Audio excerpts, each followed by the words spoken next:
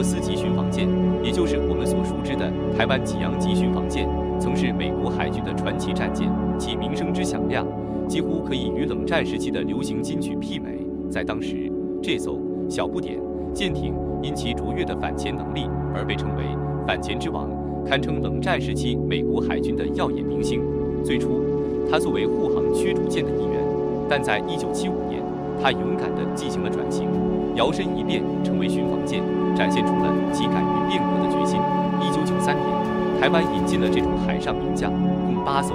并将它们重新命名为济阳级巡防舰。济阳级巡防舰在保留洛克斯级经典设计的同时，进行了大刀阔斧的改进，动力系统焕然一新。原本的引擎被替换为更为先进的柴油引擎，不仅动力更足，航行能力也显著提升。同时，飞行甲板的强度也得到了加强。原本的防空导弹系统被更为先进的天剑2型防空导弹系统所取代，整个舰艇仿佛焕然一新，让人不禁感叹其强大的战斗力。洛克斯级巡防舰共建造了46艘，是美国在冷战时期建造数量最多的巡防舰之一。作为美国海军2战后的得意之作，它无疑是那个时代巡防舰中的佼佼者。尽管其身形娇小，但标准排水量高达3010吨，满载排水量更是达到3880吨，可谓是小巧而精悍。其动力系统更是强大，2台 V22涡轮搭配1台单轴推进蒸汽涡轮发动机，总功率高达35000牛马力，使其能够以27节以上的速度驰骋于大洋之上。在巡航速度22节时，甚至能悠然自得地行驶7408公里。这样的速度和巡航能力，使得洛克斯级巡防舰成为了一位经验丰富的老手，对大海了如指掌。洛克斯级巡防舰的战斗方式独具特色，主打反潜战。它搭载了 Mk-16 阿斯洛克发射器和2座 Mk-32Y9 固定式双联装鱼雷发射管，这2种武器系统均具备强大的反潜能力。Mk-16 阿斯洛克发射器可以发射阿斯洛克反潜导弹和鱼叉反舰导弹，其中阿斯洛克反潜导弹是美国海军的得力武器，而鱼叉反舰导弹则是对付敌方舰艇的利器。此外， Mk-32M9 固定式双联装鱼雷发射管还能发射各种324毫米的轻型鱼雷，如 Mk-46型鱼雷、Mk-50型鱼雷等。这些武器构成了洛克斯级巡防舰的丰富武器库，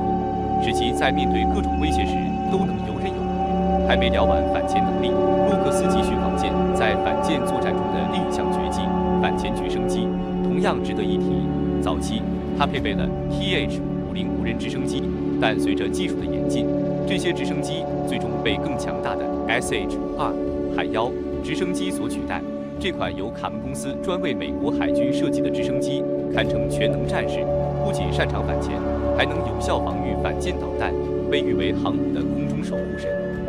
可见其威力不俗。洛克斯级巡防舰在反潜领域的实力可谓卓越，无论是武器配置还是战术运用，都令敌人头疼不已。这艘舰艇虽小，却蕴含着巨大的能量，堪称美国海军的一匹黑马。除了反潜能力，洛克斯级在防空领域也展现出了不俗的实力。它装备了 K-25-8联装海麻雀防空导弹发射器。这款发射器所搭载的海麻雀防空导弹是一款全天候近程低空防空导弹，能够有效拦截低空飞机、反舰导弹和巡航导弹，具有出色的多任务作战能力。这款导弹的射程超过50公里，是中距离防空导弹的代表，为洛克斯级提供了坚实的空中保护。此外，舰上还配备了 Mk-15密集阵近防系统，作为低空防御的得力助手，为舰艇提供了额外的安全保障。而在舰炮方面，虽然 Mk-42单管170毫米舰炮已经逐渐淡出历史舞台，但其在过去的60年里历经战火考验，经历了10个型号的发展，总计生产超过170座，是舰炮历史中不可或缺的一部分。在航电系统方面，洛克斯级巡防舰的雷达系统也经历了升级换代。早期型号搭载的 NFBS 10水面搜索雷达和 NSPS 66航海雷达，逐渐被 NSBS 67水面搜索雷达和 NSPS 53航海雷达所取代。新款雷达系统采用最新的数字技术和软件定义架构，核心搜索范围扩大，可维护性提高，探测范围更是达到了104公里，为舰艇提供了更广阔的视野和更精准的导航服务。此外，洛克斯级还配备了 SQ-28战术拖拽声纳阵列，结合 Mk-16R4洛克发射器，使其在搜寻潜艇方面具备了强大的能力。这两者的结合，使得洛克斯级在反潜作战中能够轻松化解潜在威胁。总的来说，洛克斯级巡防舰在反潜和防空两方面的实力都非同一般，其综合能力在当今海上战场中依然是一股不可忽视的力量。接下来，让我们一同回顾一下这艘传奇舰艇的发展历程。二战结束后，美国海军意识到护航驱逐舰的防空自卫能力至关重要，于是他们在布朗斯坦级护航舰上率先安装了防空炮。但面对喷气式战斗机和反舰导弹的威胁，这点防御力显得微不足道。因此，美国海军将配备防空导弹视为设计新型护航驱逐舰的关键要求。在深入研究后，美国海军找到了一个巧妙的策略，在同一舰体基础上开发出不同武装的型号，以满足多样化任务需求。这个大胆的计划被称为 SCB-199。随后，加西亚级和布鲁克级这对双胞胎舰型应运而生，它们分别拥有代号 SCB-199A 和 SCB-199B， 两者在船体和动力系统方面几乎一致，主要区别在于武器和航电系统的配置。加西亚级专注于反潜任务，而布鲁克级则侧重于防空。不过，在综合实力上，布鲁克级凭借先进的防空导弹系统，展现出了更强的战斗力，因此美国海军更倾向于选择它。然而，好景不长，美国海军面临着一个紧迫的问题：如何对抗苏联庞大的潜艇部队？冷战时期，苏联的水下力量给美国海军带来了巨大的反潜压力。为了应对这一挑战，美国决定研发一款以反潜作战为主的巡防舰，这就是洛克斯级巡防舰的由来。洛克斯级是 SCB-199系列的延续，代号 SCB-199C。它不仅融合了加西亚级和布鲁克级的优点，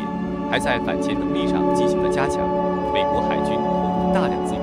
旨在抵御苏联潜艇的威胁。多年过去，洛克斯级依然保持着强大的战斗力，证明了其设计的成功。反潜巡防舰作为专门对付潜艇的水面舰艇，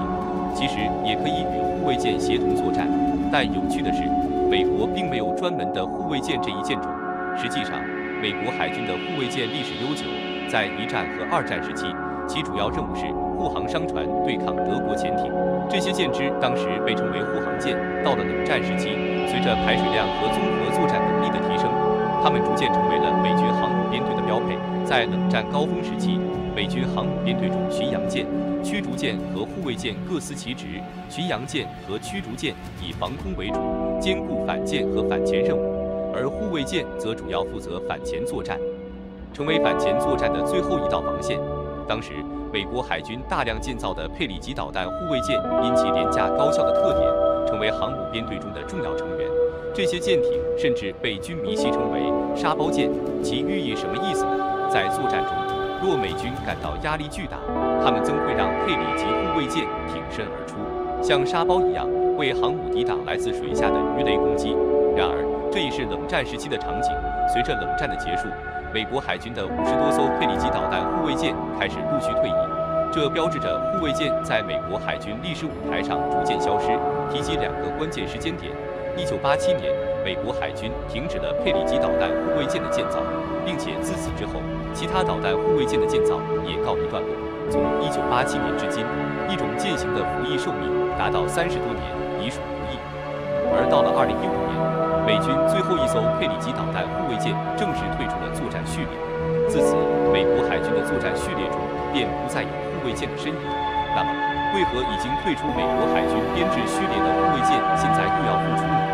这背后是美国海军对当前战略环境的重新评估。回顾历史，我们会发现，无论是中国、俄罗斯，还是英国、法国，甚至欧洲所有国家的海军，驱逐舰和护卫舰都是其标配。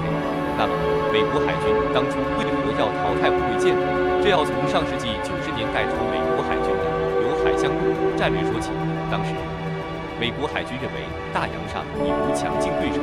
因此他们不再考虑在大洋上争霸，而是选择捕到对方家门口进行界海作战。在这种战略指导下，美国海军认为能够深入敌后，在界海执行任务的滨海战斗舰将取代佩里级这种主要用于反潜和护航的护卫舰。然而，随着着国际局势的演变和军事技术的进步，美国海军逐渐认识到，仅仅依靠滨海战斗舰是不够的。虽然大洋上并未出现能与美国争霸的强大海军力量，但来自水下潜艇的威胁却日益凸显。特别是俄罗斯海军的核潜艇，无论是战略导弹核潜艇、攻击型核潜艇还是常规潜艇，都在不断发展壮大，对美国海军的航母编队构成了严重威胁。因此，美国海军开始重新审视护卫舰的作用和价值。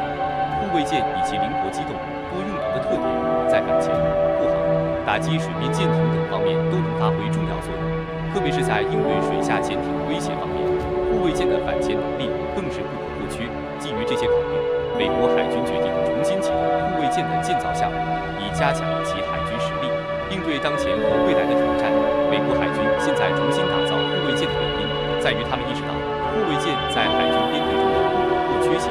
有报道称，美国海军计划在2020年7月与船厂签约，计划在2020至2030财年间建造20艘护卫舰，且数量还可能增加。在应对某些挑衅性任务时，美国海军面临2个选择：一是动用伯克级导弹驱逐舰，但这会使这些大型战舰过于疲劳；二是派出3000多吨的滨海战斗舰，但这样的军舰在威慑力上显然不足。别国的护卫舰在吨位上往往更大，这使得美国海军在与其他国家海军对峙时，对使用滨海战斗舰心存疑虑。美国海军当前的困境在于，大型战舰数量有限，而小型战舰又难以满足需求，因此，他们急需一种4、5千吨的新型导弹护卫舰来填补这一空缺。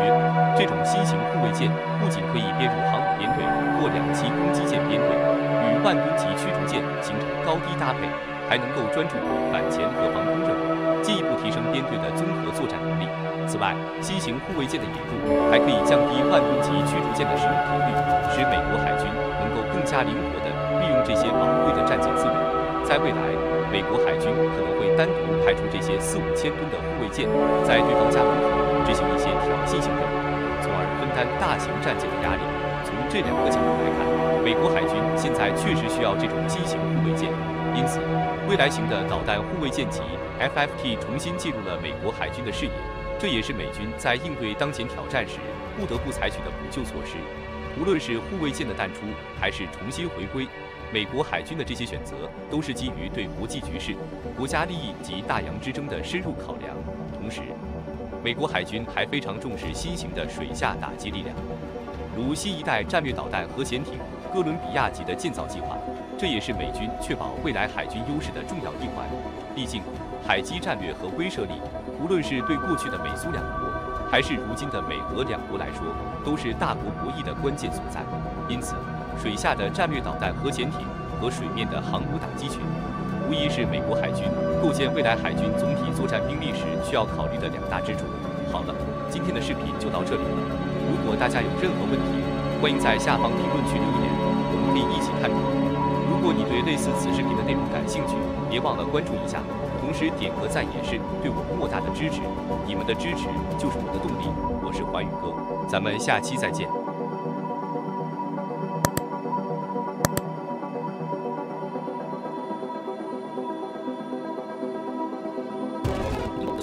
航空母舰无疑是耐克最耀眼的明珠，它搭载多架战斗机和直升机，通过先进的起降技术，为舰队提供强大的空中支援，是海军舰队力量的重要象征。接下来，我们聚焦一下备受瞩目的巡防舰，它们的主要任务是海上巡逻和戒备，是海军的重要力量。今天就让我们一起盘点一下这些巡防舰的新成员。您的点赞、订阅和关注是我们持续制作的动力。首先，让我们来认识一下 TOP 9成功级巡防舰。这型舰艇是台湾的得力助手，常年在台湾海峡海域执行侦察和巡逻任务。它拥有138米的长度，13716米的全宽和溜，7米的吃水深度。动力系统采用2台高性能的通用动力公司 LN2500燃气涡轮发动机，最高时速可达29节。在火力配置方面，成功级巡防舰更是毫不逊色。它装备有一座 MK13M4单臂导弹发射器，可装载40枚中程防空导弹或鱼叉导弹，2座双联装雄风2型和雄风3型反舰导弹发射器，1门76毫米单管快炮2门博福斯40毫米70倍镜单管快炮，以及一座 Mk15密集阵近程武器系统。此外，还配备有2组3联装32克瓦茶型水面舰艇鱼雷管，携带6枚46克瓦茶型鱼雷，以及2挺7毫米勃朗宁重机枪，整体火力装备堪称出色。虽然部分武器稍显陈旧，但依然能够胜任各种作战任务。Top 8的南非勇猛级巡防舰作为非洲海军的骄傲，于2003年9月由部落姆福斯设计造船厂正式交付南非海军。这艘巡防舰全长118米，舰宽14米，8米，满载排水量高达3600吨。其动力系统融合了柴油机和燃气轮机，加上喷水推进和精确推进器，为舰只提供了强大的动力。2台 MPU-16B1163TB93 柴油机驱动2具可调螺距螺旋桨，而一套 GELM-2500 2万千瓦气轮机则负责喷水推进系统。舰上配备的4台柴油发电机为全舰供电，使得该舰航速能达到27节。在武器配置方面，勇猛级巡防舰同样不容小觑，其火力包括联合防务公司的45克瓦查比227毫米舰炮，2门30毫米 MSI 机关炮，6部324毫米 Mk32M 鱼雷发射管，2部拉尔海克尔6管固定式 Mk3662发射装置，以及2座4联装反舰导弹发射装置。此外，防空导弹则采用海麻雀48克瓦查垂直导弹发射装置，显示出其不俗的火力水平。接下来 ，Top 7的南森级巡防舰由西班牙尼瑟尔集团建造，搭载了先进的宙斯盾战斗系统，并配备 N-SPY-15元相控阵雷达。这款舰只在2004年至2011年期间一直是挪威海军的主力舰，其舰长132米，宽16、8米，吃水4、9米，满载排水量达到5290吨。动力系统采用燃气涡轮或柴油 Kodak 动力系统，主机为美国通用动力的 LN-200燃气涡轮机，搭配2台一扎22位柴油机，驱动双轴 C2P 可电距推进，推进电力由4GNTU39 62位柴油型发电机提供，尾矩功率为900千瓦，最大航速可达27节。南森级巡防舰的武装配置相当豪华，包括舰首臂炮位的41克瓦查垂直发射系统，携带32枚海麻雀 ESSM 短程防空导弹。ESSM 导弹的火攻系统由2具挪威自制的 Mk82一体化指挥系统负责。此外，还配备了1门奥托梅莱拉76舰炮，射速高达120发每分钟，以及使用隐身塔壳的8枚新一代 NSM 反舰导弹。2具324毫米双联装鱼雷发射器则采用英国备的魔鬼鱼雷，加上42 HB12 7毫米重机枪等火力装备，使其火力配置明显超越南非勇猛级巡防舰。来到 Top 6 Prime 多功能巡防舰，由法国和意大利共同研制，是水面作战舰艇的杰出代表。该舰采用模块化建造，由10个舰体模组、6个上层结构模块、2个桅杆模组和1个烟囱模组构成，舰长达140、4米，宽19、7米，满载排水量高达6250吨。动力系统方面 ，Prime 采用柴油电力燃气轮机推进组合，包括1台32兆瓦 RN-2500 燃气涡轮发动机，2台5兆瓦电动机以及4台柴油发电机，最大航速超过27节。在武器配置方面 ，Prime 采用法制主席尔瓦系列垂直发射系统，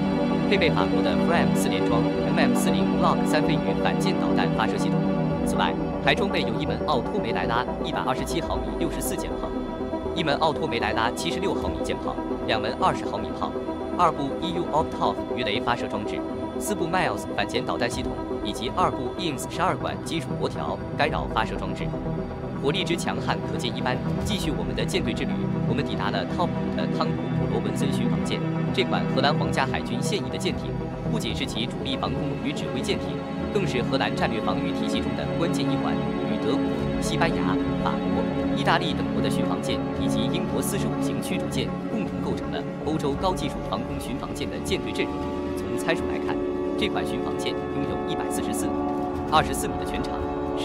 8米的舰宽和15、18米的吃水深度，展现出其威武的身姿。动力系统方面，汤普普罗文森巡防舰采用了柴燃联合动力方式，搭载了2具劳斯莱斯汽车4配 SMEC 燃气涡轮发动机和2具瓦西兰16E26柴油发动机，通过传动轴驱动船身，最大航速高达30节。在武器装备方面，这款巡防舰配备了奥托布雷达127毫米舰炮、46挺 FMAC 通用机枪以及1至2座守门员静迫武器系统。此外，还装备了5座8单元41克瓦查 M9 垂直发射系统，携带8发鱼叉反舰导弹和2具双联装 Mk32型水面船舰鱼雷管，火力之强大，足以应对各种海战挑战。再往上，来到 Top 4的阿尔瓦罗巴赞级巡防舰，这款军舰在全球军舰排名中占据了重要位置，是继美国提康德罗加级巡洋舰、阿利伯克级驱逐舰以及日本金刚级驱逐舰之后，全球第4种配备宙斯盾系统的军舰。其舰体表面采用了倾斜造型，有效降低了雷达截面积和红外线信号，实现了隐身效果。此外，舰体内还装置了洒水支架系统和主动消磁系统，进一步降低了舰体温度和磁信号，增强了其隐身性能。从参数来看，阿尔瓦罗巴赞级巡防舰拥有146.7米的舰长，18.6米的舷宽和4.9米的吃水深度，满载排水量高达6400吨。动力系统由2台通用电气 LN2500燃气涡轮发动机和2台卡特彼勒3600柴油发动机组成，最高航速可达28.5节。在武器配置方面，这款巡防舰装备了 Mk45舰炮、马路卡摩尔力近焦武器系统、Mk38-25倍镜遥控机枪、6G8单元241垂直发射系统，以及2G 双联装324毫米 Mk32Y9鱼雷发射器等，火力配备全面且强大。无疑是一位顶尖的舰队玩家。然后我们再看 Top 3的伊万修特菲尔德巡防舰，作为丹麦皇家海军中的大型防空巡防舰，其舰体全长138.7米，舷宽19.75米，吃水5.3米，满载排水量约为6645吨。动力系统由4台 MPU820010EM70柴油机和1台舰手推进器组成，最大航速能够达到30节。在武器配置方面，伊万修特菲尔德巡防舰拥有一座奥托梅莱拉76毫米舰炮，一座莱茵金属波瑞康铅血连击炮，2具双联装鱼雷发射器，4座8单元 Mk41垂直发射系统，装填32发 RAM66导弹，以及2座12单元 Mk56万3垂直发射系统，装填24发 RAM162导弹等。整体来看，其武器配置相较于普罗文森级巡防舰更为强大，堪称海战舞台上的出类拔萃的强者。我们再登上 Top 2，萨克森巡防舰展现在我们眼前。作为德国联邦国防军海军的一员，它不仅是一艘多功能的防空巡防舰，更是德国海军的骄傲，首次采用了模组化设计理念。值得一提的是，它具备在核生化环境下稳定运行的强大能力。在参数上，这艘舰艇长达143米，舷宽17.4米，吃水4.4米，满载排水量高达5960吨，动力强劲。搭载2台 LN2500燃气涡轮和2台 MTU20V1163TB92柴油机，轻松实现29节的最大航速。在武器装备方面，萨克森巡防舰堪称一绝，装备有一座奥托梅莱拉76舰炮、2座 MLG27遥控机炮，以及4座8联装马尔41万10垂直发射系统，可携带24发阿森阿尔伯开和32发 RAM162导弹，更有多款导弹发射器及鱼雷管，包括49克瓦查 RAM116滚体导弹发射器、4联装鱼叉反舰导弹发射器和 MU90型鱼雷等，火力配置让人叹为观止。而当我们继续往上看， Top 1戈尔什科夫巡防舰更是引人注目。这款由圣彼得堡北方设计局设计、北方造船厂精心打造的舰艇，是俄罗斯海军的中型防空导弹巡防舰，其舰体设计简洁而新颖，隐身性能卓越，采用单烟囱设计，并配备大型闭合式塔柱。在尺寸上，这艘舰艇长135米，舷宽16米，吃水4.5米。动力系统同样强大，由2台 M90阿法尔燃气涡轮和2台10D49柴油机组成，最大航速同样可达29节。在武器装备方面，戈尔什科夫巡防舰更是让人惊叹，拥有 AK-192 130毫米舰炮和多种导弹发射系统，如鲁道特垂直发射防空导弹系统，能够灵活装填多种导弹。舰体尾部还增设了多组4联装鲁道特垂直发射系统，大幅提升了防空能力。此外，固定式533毫米鱼雷管和帕尔马弹炮合一进程防御武器系统，为舰艇提供了全方位的防护。戈尔什科夫巡防舰在综合火力上无人能敌，成为真正的海上霸主。好了，本期视频到此结束。对于这几款巡防舰，你有什么看法呢？非常欢迎大家在评论区分享你们的看法和讨论。如果对于本视频的内容有任何补充或不尽完善之处，也请在评论区留言，以便我们进行更新和完善。我是寰宇哥，咱们下期再见。